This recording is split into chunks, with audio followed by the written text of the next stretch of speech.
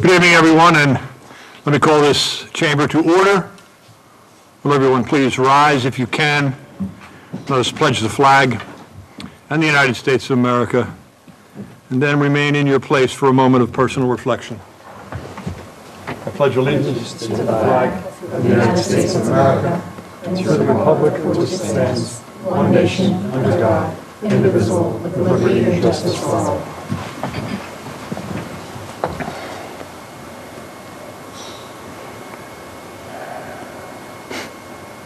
Thank you.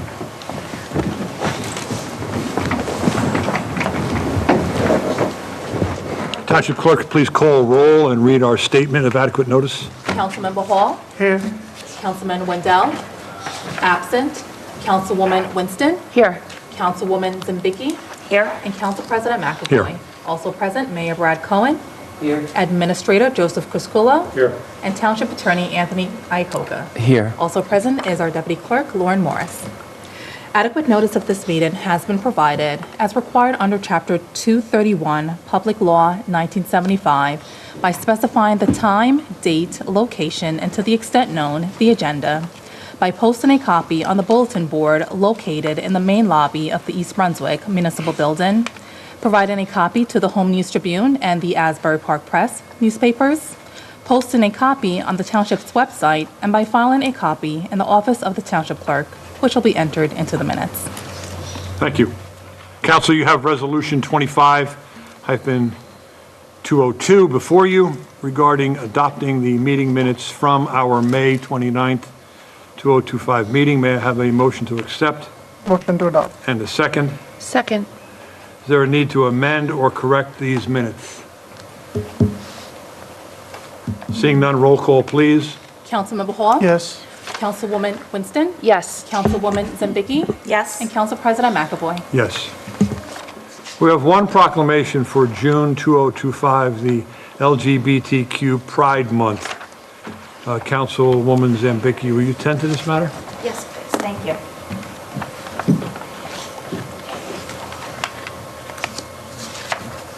Good evening, everyone. Whereas the Mayor and the Council of the Township of East Brunswick welcomes and encourages diversity and inclusion within our community, and whereas celebrating Pride Month raises awareness and provides support and advocacy for the LGBTQ+ community and is an opportunity to become educated, engaged in dialogue, strengthened alliances, and building understanding. Whereas there has been remarkable progress towards the acceptance and equality for members of the LGBTQ+ community and however, they continue to face discrimination, intolerance, and hate. And whereas we must commit to supporting and accepting LGBTQ+ individuals, in particular our youth, who are compared to their peers are far more likely to experience violence and bullying at school, to suffer from depression, to struggle with substance abuse, and to have attempted suicide. And whereas we must remain vigilant in deterring oppression and discrimination against people of the basis of sex, gender identity, or expression or sexual orientation. And whereas by protecting the rights of every individual, we enhance and strengthen the value of everyone throughout our entire society. And whereas we affirm our support for LGBTQ+ residents in our community and stand with them to protect their civil rights and their ability to live openly, equally, without fear, and now, therefore, be it resolved by the Mayor and the Council of the Township of East Brunswick on this 9th day of June 2025, that the Council recognizes and supports the month of June 2025 as lesbian, gay, bisexual, transgender, queer questioning, and plus Pride Month. And we encourage all our residents to celebrate and build a culture of inclusiveness and acceptance during this month and every month. Given under my hand in the Great Seal of the Township of East Brunswick on this 9th day in June 2025, Mayor Brad J. Cohen. And I also would like to invite all of our community members to join us on May 20th from 4 to 8 at Crystal Springs for I believe it's our fourth now, annual Pride celebration within East Brunswick. It's always a great event. There's lots of support with different vendors that set up little booths to get more information, and certainly promotes inclusivity in our community. So thank you.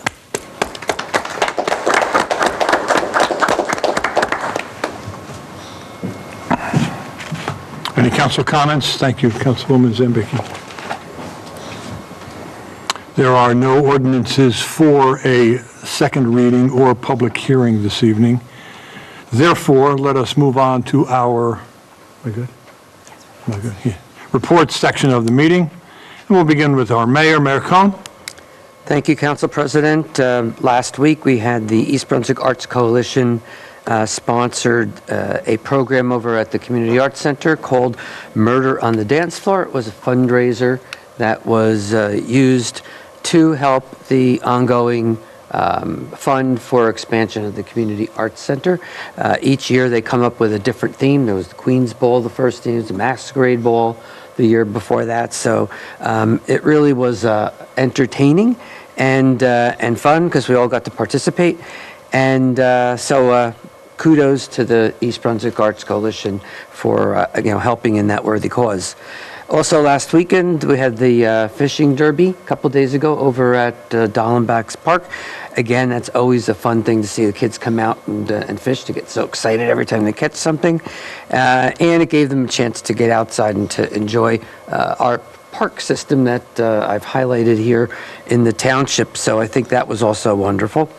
You have in your packet tonight and on the among the resolutions this evening, one to bring in Black Bear, which is a company that owns about 45 ice rinks in the region of New Jersey, Delaware, Pennsylvania, and I think even, I don't think it's New York, but I think they may actually even be in Connecticut. But they own and operate and have lots of different leagues that they will be bringing to be a prime renter here in the township for residents to know they will not be able to get first dibs on time slots. That goes to the residents themselves. So things such as our programs for Learn to Skate and programs such as the high school hockey team, which will get to use that ice as their home ice, since clearly it's our own residents that paid for that.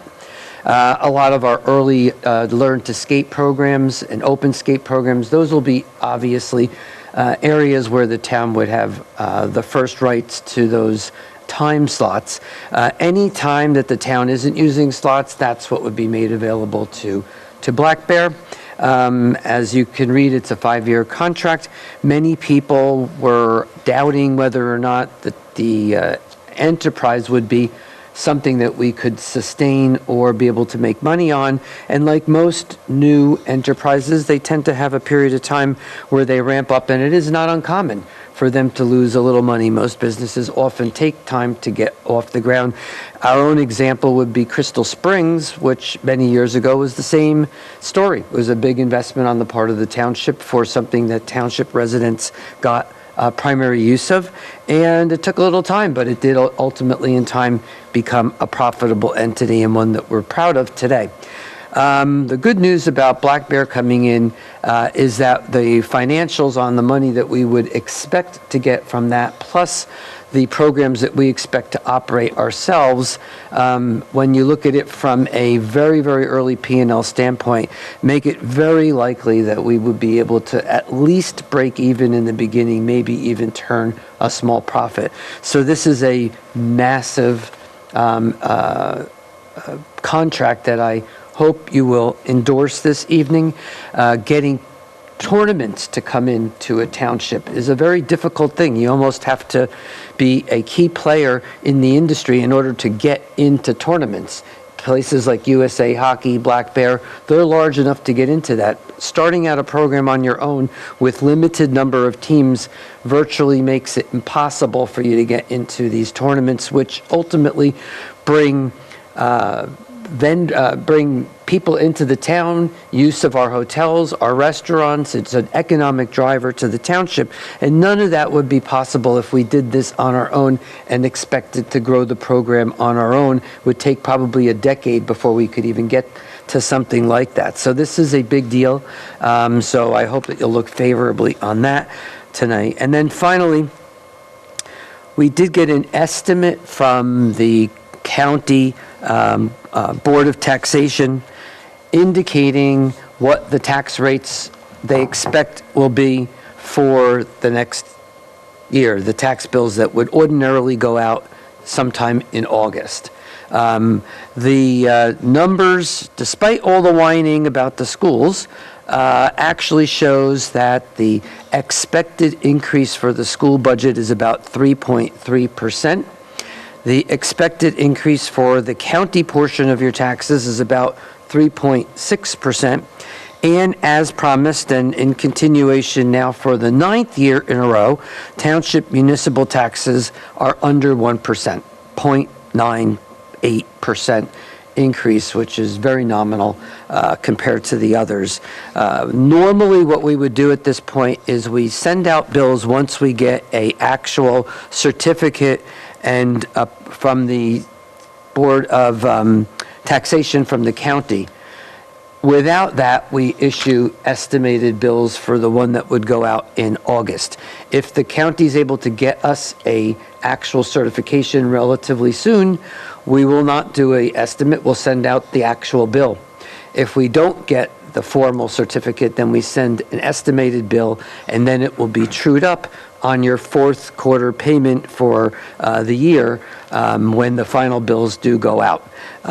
Every year when we do estimates, we try to guesstimate from the numbers we've been given from the county a number that's reasonable so that your fourth quarter isn't dramatically higher or lower than what we would expect. Sometimes we're off with that, but most times we're pretty close.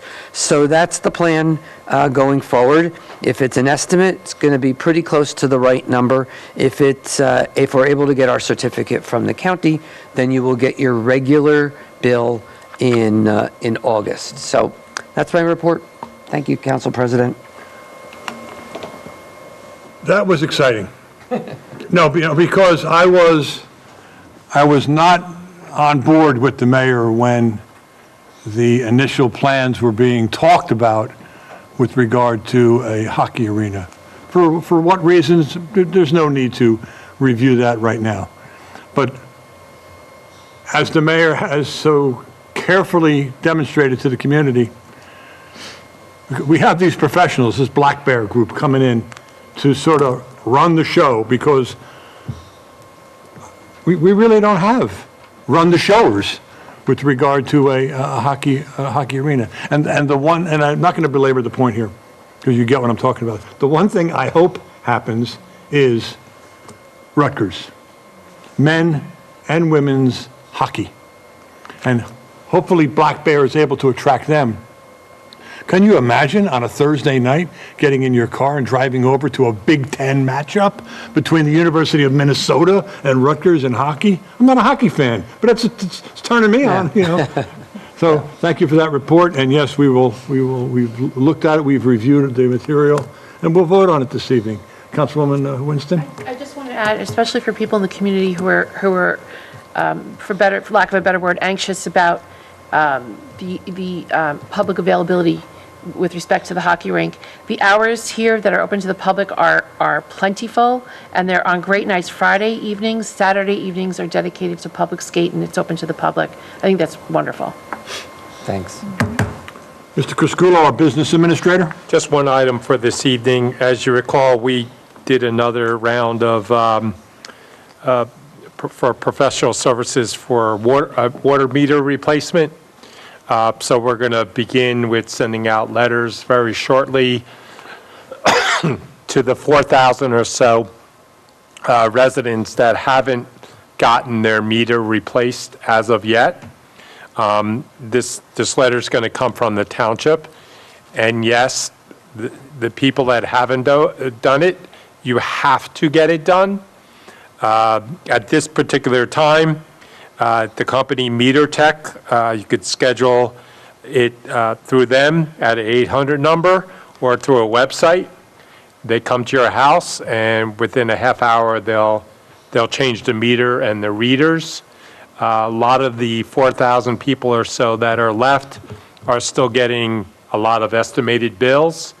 It's then causing our staff to do a lot more work and so on. So this basically is going to be kind of like your last chance to get it done without incurring additional charges.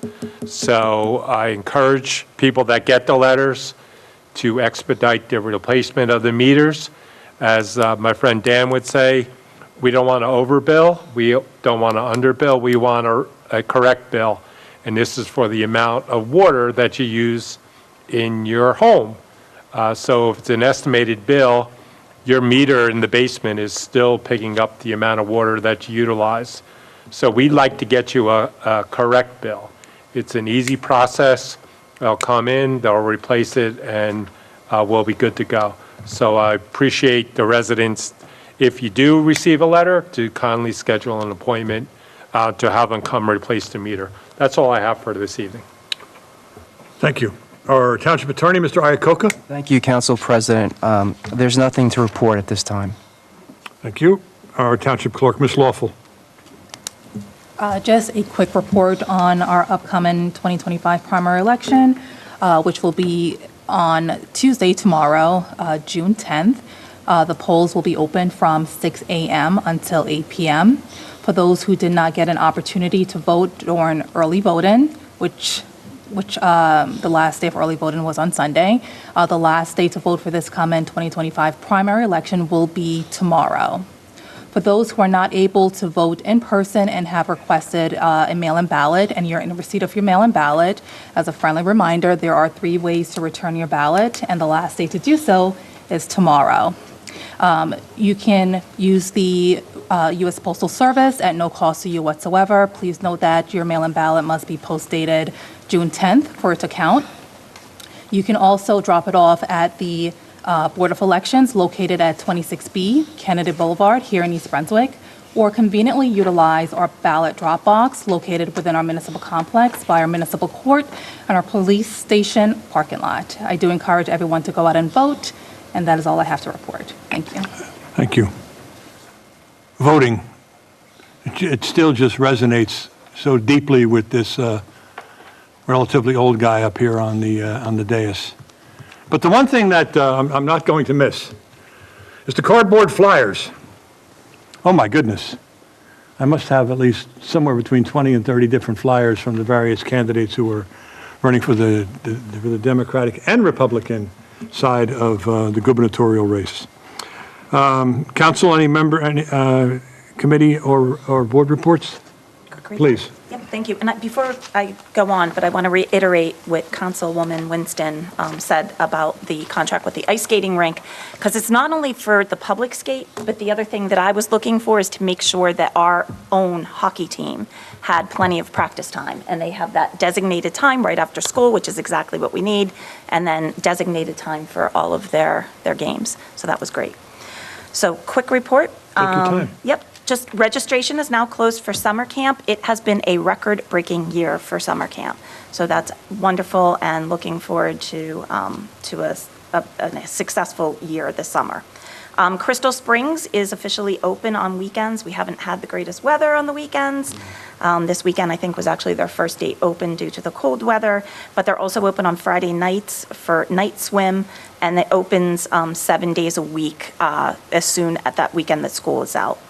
Also, there is a tri-lacrosse event. It is for the girls. It's a K-8 clinic on June 17th from 6:30 to 7:30 on Field B at Heavenly Farms. And on June 23rd, there's a community birthday celebration right here outside in the municipal courtyard, which Mr. Ray will be playing. And last save the date for the Township's 3rd annual Winter Wonderland, which is December 6th.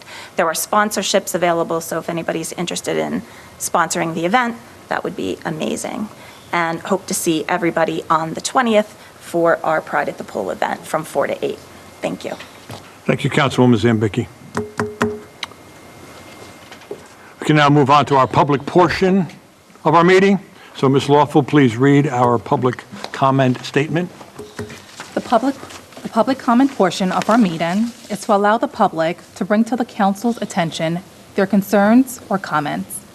In accordance with NJSA 10:4-12A and the East Brunswick Rules of Council, the council asks the public to limit their comments to 5 minutes or less.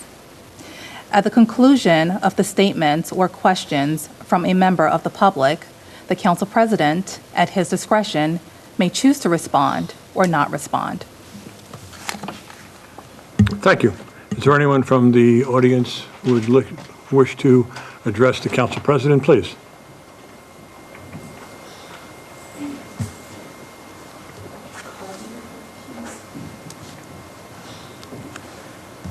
Hi, my name is Vivian Liu. I live at 4 Dallenbach Lane, East Brunswick. So I know that East Brunswick is a town that prides itself on its community, its safety, and its diverse wildlife, which is why it is so baffling to me that when it comes to feral cats, the town has shown very little proactivity, except for maybe when it comes to changing the township's website. So I noticed a feral cat on my back patio a little bit over a week ago. I noticed that it was injured a few days ago, and when I called the township asking what I should do about it, I was told that to trap it. Because time was of the essence, I got to work right away. I trapped the animal, and when I called the township back and was told the animal control would pick them up, when I called back that evening, I was told instead that because I had fed the cat, it was now technically my cat, and animal control would no longer assume control of him.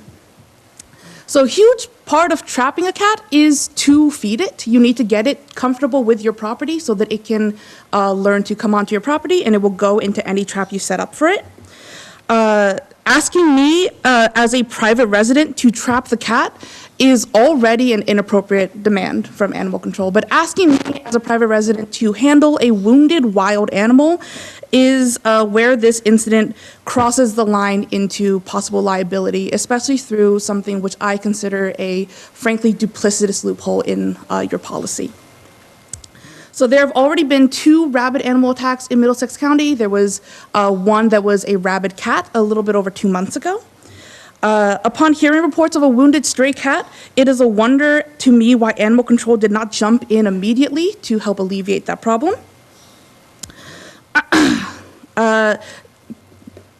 It's a wonder to me why animal control didn't jump in to remove that animal from the streets. Is it only a problem if an actual family pet is attacked? Is it only a problem if a person is attacked? The lack of action from the township and animal control puts the community at risk and leaves residents vulnerable to all the threats on the other side of that door that you have left, frankly, wide open. Every cat on the street is a vector for ticks, fleas, feline immunodeficiency virus, feline leukemia, and rabies, just to name a few of the pathogens that they can carry. Cats can have multiple litters in a year, compounding on an already exploding stray and feral cat problem in America. When animal control was called on to stop this town from falling victim to this issue, they responded by changing their website the day after the request to make it so that stray and feral cats were explicitly not animal control's problem. Instead of providing a solution or even a suitable explanation for why this was done, animal control decided to turn its back, cover its ears, and act like stray cats are not under their jurisdiction. And the heartbreaking thing is that there is a very simple solution, which is trap, neuter, and release, also known as TNR. During the TNR process, cats are always, always, always vaccinated for rabies, which really curtails this problem before it becomes a solution, before it becomes a real issue. A TNR ordinance would allow us to preserve the life of the cat and also allow us to allow our communities to thrive alongside them. It's cost-effective, it's efficient, it's humane, and most importantly, it is so, so, so easy. Like, trust me, as someone who's done it, trapping a cat is a lot easier than you think, as long as you feed it.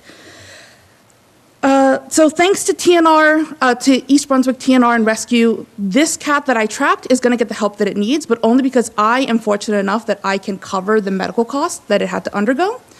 Other cats in other neighborhoods will not be this lucky because East Brunswick TNR cannot shoulder the burden of every sick and injured feral and stray cat.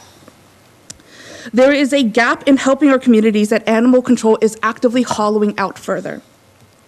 If East Brunswick truly wants to be the center of Middlesex County or the heart of Middlesex County, as we so proudly display on our state seal, on our town seal, then there is something very rotten at the core of it.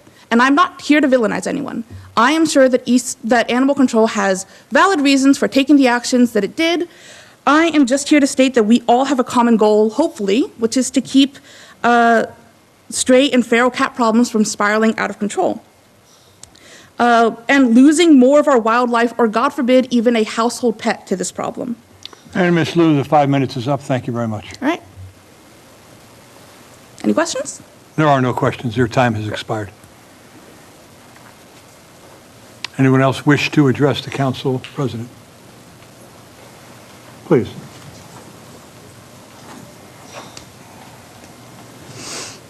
My name is Henna, Main Street, Mason Avenue, Old Stage.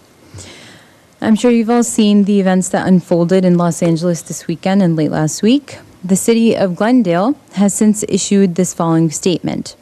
After careful consideration, the city of Glendale has decided to end its agreement with U.S. Homeland Security, ICE, to house federal immigration detainees. This local decision reflects our core values: public safety, transparency, and community trust. The Glendale Police Department does not enforce immigration laws and remains fully compliant with SB 454. Our focus remains on serving Glendale residents and businesses while preserving it as one of the safest cities in the nation. I encourage my township council to take the same stance and stand up against the cruelty unfolding once again with our tax dollars in our cities. No one is illegal on stolen land. While we could be funding health care, higher education for all, using technology to better the state of society, we are instead funding violence on communities who make the very foundations of our society. Let's not be mistaken. The state-sanctioned violence we are now seeing in our cities is the same violence that has been perpetrated on Palestinians in Gaza for the past 20 months. Inevitably, violence funded by our tax dollars anywhere in the world will find its way back to our country. Let's also be clear. Poverty is violence because it is state-sanctioned. Denying health care is violence. Polluting your air and your water is state-sanctioned violence. Why citizens of the United States fight for basic human rights while our taxes are being used to kill humans around the world? The council fights so hard against things like affordable housing units, but isn't housing also a right for everyone? I know that as a taxpayer who pays hundreds of thousands of dollars a year, I would rather my taxes fund someone's house than fund someone's displacement or unaliving. In short, all of our struggles are interconnected, and 20 months into a live stream genocide caused by our tax dollars, it behooves this council to break sister city ties with a city that is in a state that is currently committing genocide, and it behooves this council to stand up for its citizens rather than the corporations that will profit off of our dehumanization. Thank you.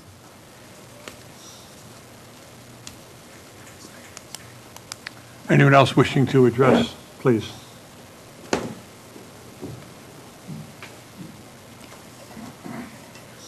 Nawal Tufel, Tall Oaks Drive, East Brunswick. I don't have any speech today because there's nothing new that's happening. I'm just here again to request this council to consider and break the sister city ties with the city of Yamne. We have this agreement very proudly displayed outside the city council, which is truly disgrace at this point. I do want to basically call out, so nothing changed from last city council meeting. Israel is still burning children in tents by bombing them. Israel is still starving children, not letting even baby formula in. We have so many children who died out of starvation. And anyone who is a parent on the city council can only imagine the pain of the parent whose children are starved to death. And that's what Israel is doing. Starving, burning, and then they're sniping children. There are multiple doctors who are volunteering from US and UK and Canada and other countries who have given testimony in the United Nations that there are snipers who snipe children's kneecap to basically disable them. And then they say they have like multiple gunshots to their head. Snipers. So it's not even like an indiscriminate bombing. Israeli snipers do that purposely. I also want to call out there are multiple organizations that have called out Israel is committing a genocide. So I want to name those organizations today to put this on record.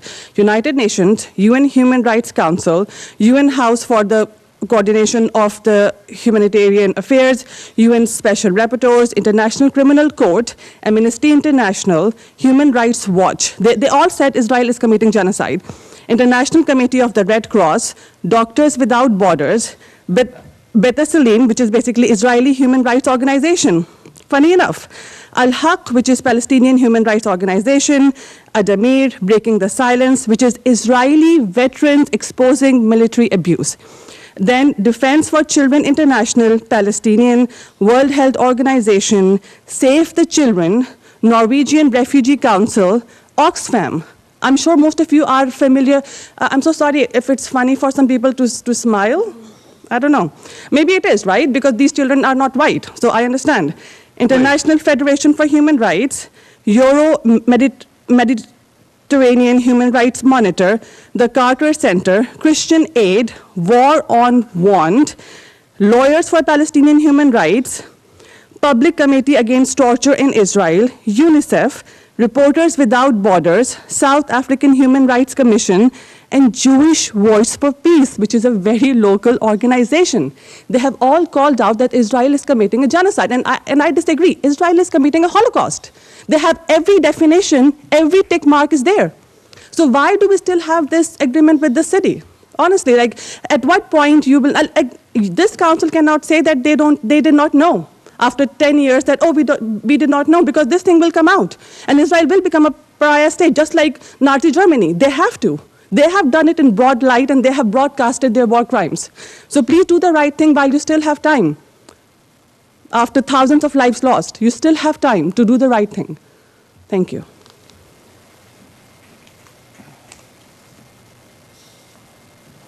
Anyone else wishing to address the council president?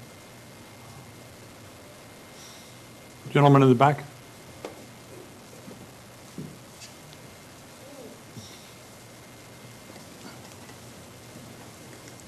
Tom Ingrasani, Deerfield Road. Mr. Mayor, Council, Mr. President. As I know, they're going to raise the electric rates by 16% this month. I read an article where the governor is going to give every resident $100 towards the electric bills. Is that every month, or is it just a 1 month, or is it going to be continuous? Because and how are you going to get it? That's the other thing. So, do you know anything about it? I don't have an answer for you, Mr. Excuse me? I do not have an answer for you. Okay, but I heard that on the... I heard it too, but okay. I don't have an answer as to where, when, and how. Just want to know how it would come to us if it does come. Mm-hmm. And the other thing is, I live on Deerfield Road. When you come all the way down, there's a big curve in the road where my house is. Sometimes people coming from the opposite direction, right on the other side of the road, and the other one coming this way. It was almost an accident the other day. I wonder any possibility, at least a line could be put down so these people are aware that it's not a one-way street, if possible. Make a phone call to the police department. Excuse me? Make a phone call to the police department. Oh, okay. And they will direct you to public safety, and you can talk with them about your I know I have an autistic sign there for my grandson, but people just come around that turn, and it could be a head-on collision. I almost saw it the other day, it's just terrible. And the other thing, today I heard with the lockdown in Central School, my granddaughter goes there. I was a little worried, but thank God it was just a false alarm. But I heard everybody did great there, and accommodation to the police department. And, exactly. All right, and thank you very much. Thank you, Mr. Ingrasini. All right. Anyone else with regard to addressing Council President?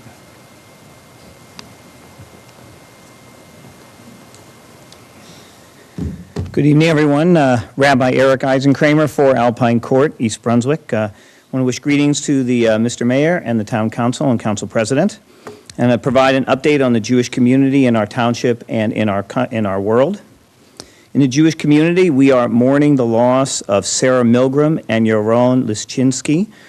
They were killed outside the D.C., as I'm sure all aware, the Israeli embassy in Washington, D.C. They were killed out of an act of hatred, anti-Semitism, and violence. Sarah Milgram was 25, I believe, was about to be engaged, and is no longer in this world. Sarah Milgram was also the niece of our emeritus rabbi at the temple, Rabbi Eric Milgram. We have worked very hard to support Rabbi Milgram and his family at this very difficult time.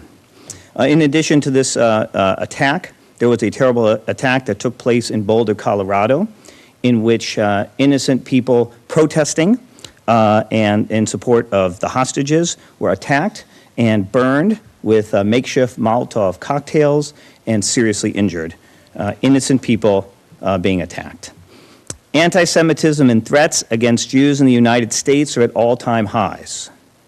And the words that we speak matter. When we call the war in Gaza a genocide, it puts a target on the back of every Jew in America. It leads to attacks on Jews, including the murder of Sarah and Yaron and the attack in Boulder. Israel is not committing a genocide. Israel seeks peace. If Hamas will surrender and return the hostages, the war will end. But rhetoric that inflames and is false can lead people to take terrible and violent actions. We must watch what we say so that there is no further violence. I'm grateful to the Town Council and the Mayor and the East Brunswick Police for all you do to protect all the members of our community. Thank you.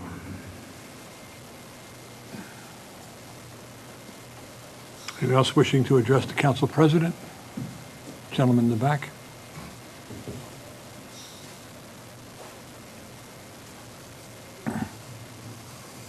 Good evening. My name is Tarek Bremer. Say that again, please, sir. My name is Tarek Bremer, and I live at 19 4th Street in East Brunswick. I wasn't going to come up here and speak, but other than what I want to say is there is anti-Semitism in this world. There's also Islamophobia going on in this world, and there's also a lot of unjust killing going on in this world. And, you know, one evil act does not make another equally evil act acceptable. And so I can stand here and say anything about whatever I feel, but we can also look at what's going on in the world and can just see what's going on without having to describe it to you. I mean, you all look on the news to see what's going on, and all I just want to say to you is that you don't have to believe anyone that comes up here and speaks to you about what's going on. All of you know about what you see and what you view, and all you have to do is just, you know, open up your eyes and your minds and accept whatever it is that you believe. So, yeah. So, I have come here before to ask for this town council to consider a resolution for a ceasefire, and I still would like to respectfully ask for your consideration. I think it is not too late. I think, unfortunately, the way things are going on in this world, we are in a worse place than we were probably a year ago, but it's never too late to act in any way that we can, whether that is just being vocal to our representatives, representatives in Congress, our local representatives, communicating to them to let them know of how we feel, and even the town council themselves to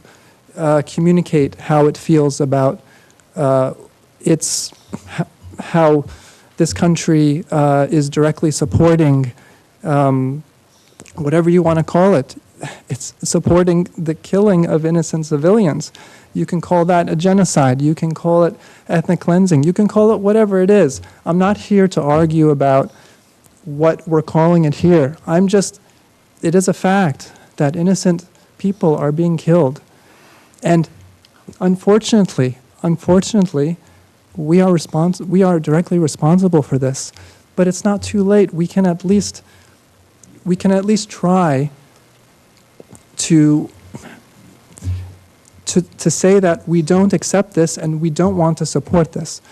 So that's all I wanted to say. And just before concluding, there's no room for anti-Semitism.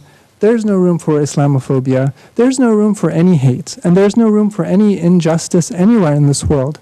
And so when someone calls out, when someone speaks about atrocities that occur on one side, it doesn't mean that they're speaking out for hatred for any other specific group. All they're doing is calling out the truth for whatever they're seeing that is happening in this world. So, thank you very much. Anyone else wishing to address the council president? Seeing none, I'll close the public portion. Let's see. Township Clerk, could you please read our consent agenda statement? Resolution 25-203 through Resolution 25-216. The following items are considered routine and non-controversial items by the Township Council and will be enacted upon by one motion. There will be no separate discussion of these items unless a council member so requests, in which event the item will be removed from the consent agenda to be discussed and voted on, following the approval of the remaining items listed on the consent agenda. May I have a motion for passage of this resolution? So moved. Second? Second. Council, do you need any portion of the resolution to be separated?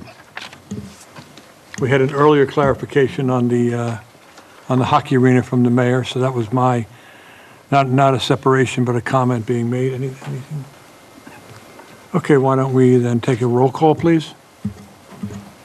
Councilmember Hall? Yes. Councilwoman Winston? Yes. Councilwoman Zimbicki? Yes. And Council President McAvoy? Yes, and we do not have any ordinances for introduction, therefore, for the good of the cause. Quiet, huh? Those in favor of adjournment, please signify with an aye. Aye. The ayes have it. Good night, everyone.